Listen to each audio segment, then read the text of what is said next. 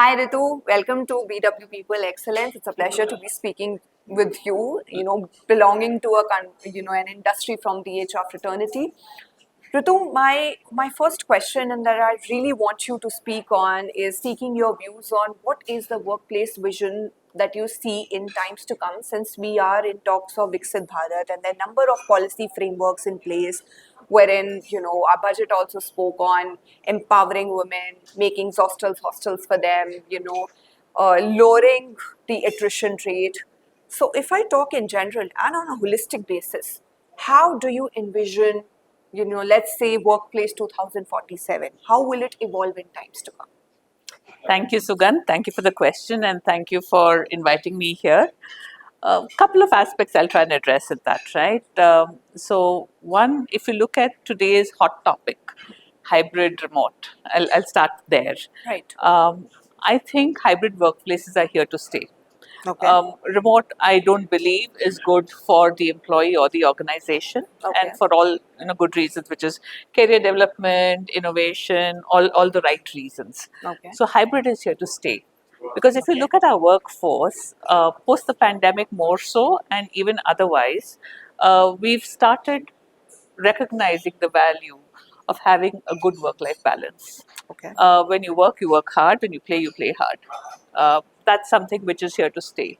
If you look at our Gen Z as an example, they don't come to work for the salary, or they don't come to work for. They come to work for the experience. So, if you want to keep them engaged, you need to ensure that you're offering them the right experiences where they will learn and grow. Okay. Right. Okay. So if you talk about a workplace 2047, I envisage an inclusive workplace which Okay. values the employee, which values the company objectives, and there's a fine balance between the two. You also referred to the hostels for women, etc. There are companies in the market which have been doing it for years. I know of manufacturing organizations which Okay. go to remote locations, interiors, and hire women, but ensure that they have hostels for them, ensure that they are able to build a career for them in this large multinational organization. Right? So those are good practices which each one of us should amplify and support, which I think will really help India grow and move forward.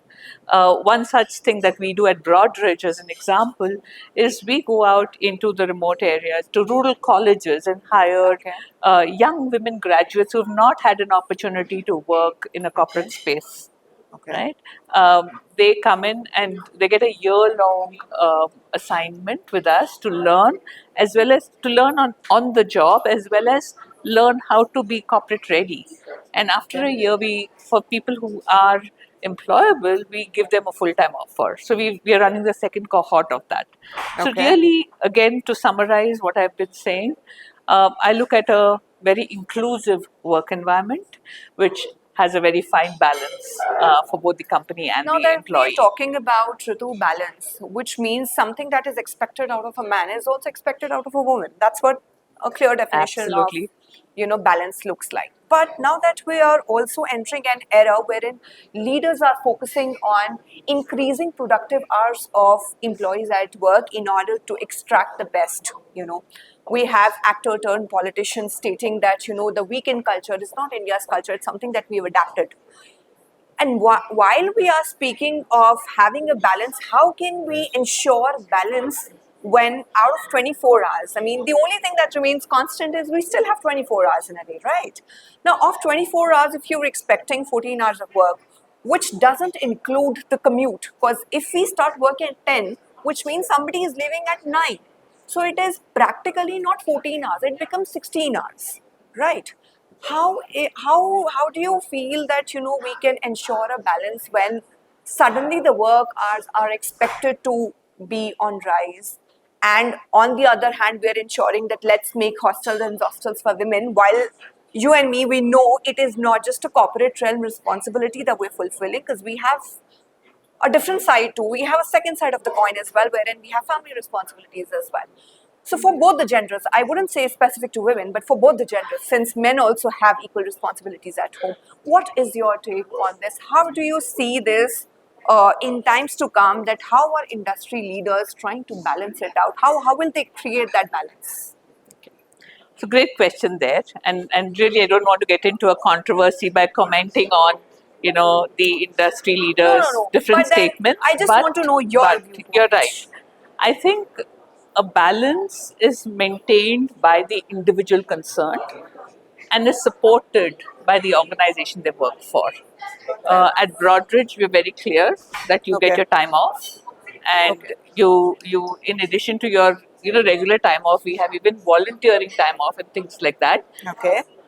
Time off will help you re-energize yourself, and once you re-energize yourself, you give more, and your productivity is better. Exactly. I don't need to be at my desk for 14 hours to give you a certain output. The output should matter, not the number of hours.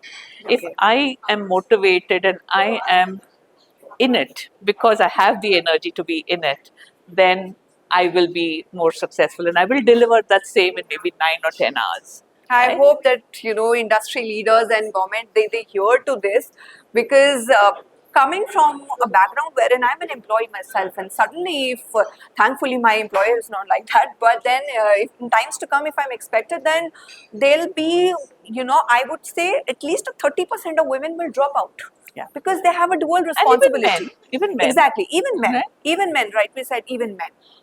Now that we are moving towards an era of evolution, there'll be an evolution of skilling as well. There'll be an evolution of new skills emerging, new jobs emerging. That'll be on boom. How do you predict? What do you predict? What kind of skills will be on boom? What kinds of skills should we focus on? Should the youth focus on? And what kind of jobs will be on boom in times to come? Yeah. So on that one, I'll take a more broad-based view, right? I think we have a number of very good courses running, and right from when the time I was studying to now, my son is in the 12th, and you know the syllabus has evolved, the ability to take on different courses has evolved. So one, explore what interests you, because Okay. if it is something that interests you, that is what you will be good at. In addition to that, and in addition to the knowledge that you gain in any university or college, try and add a domain knowledge to it, because that Okay. will make you highly employable. So if you Okay. intend to get into the financial services industry, try and add on a course which will teach you that, And because supplement with your skills as well. exactly. So if you are going to be a technical person in the financial services domain, a combination of both is really making you very highly employable. And to top it all, or the right packaging around all of this, in my opinion, is to have the right attitude. Have an attitude where you're adaptable, you're agile in learning, you continuously want to learn. In fact, I started the panel discussion a little earlier today with a quote from Mahatma Gandhi, which basically said that live like you will die tomorrow, but learn like you live forever. So Right. if you come with that learning mindset, and the ability to change and adapt to that change, you will be successful. Thank you so much, Ritu. Thank Thank you. you for the kind words and the knowledge that you've imparted. Thank you. Pleasure to talk to you. Thank you Same so here. much. Thank you. Thank you.